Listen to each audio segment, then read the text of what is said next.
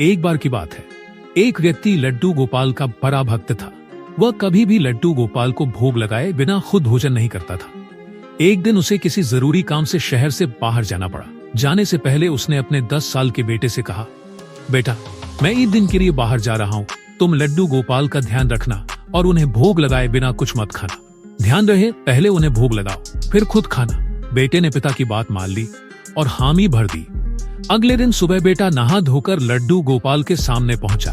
उसने गोपाल जी के समक्ष कुछ लड्डू भोग के लिए रख दिए और आंखें बंद कर प्रार्थना करने लगा।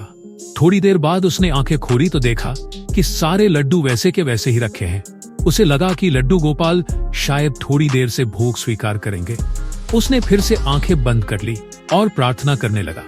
कुछ समय बाद जब उसने दोबारा आंखें खोली तो देखा कि लड्डू अभी भी वैसे ही रखे हुए हैं। वह परेशान हो गया, लेकिन उसे विश्वास था कि गोपाल जी भोग स्वीकार करेंगे। दिन भर वह आंखें बंद करके भोग लगाने की कोशिश करता रहा।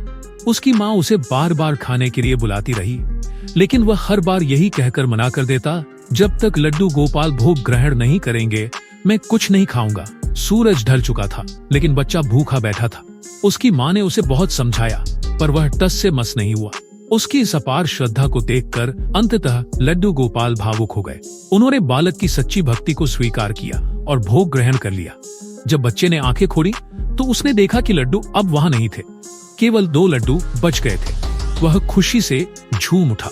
वह दौड़कर अपनी माँ के पास गया और बोला, माँ, गोपाल जी ने सारा भोग ग्रहण कर लिया, ये 2 लड्डू ही बचे हैं, एक आपके लिए और एक मेरे लिए। माँ ये सुनकर आश्चर्यचकित रह गई। वह समझ नहीं पा रही थी यह कैसे संभव हुआ। अगले दिन जब पिता घर लौटे तो माँ ने उन्हें सारी बात बताई।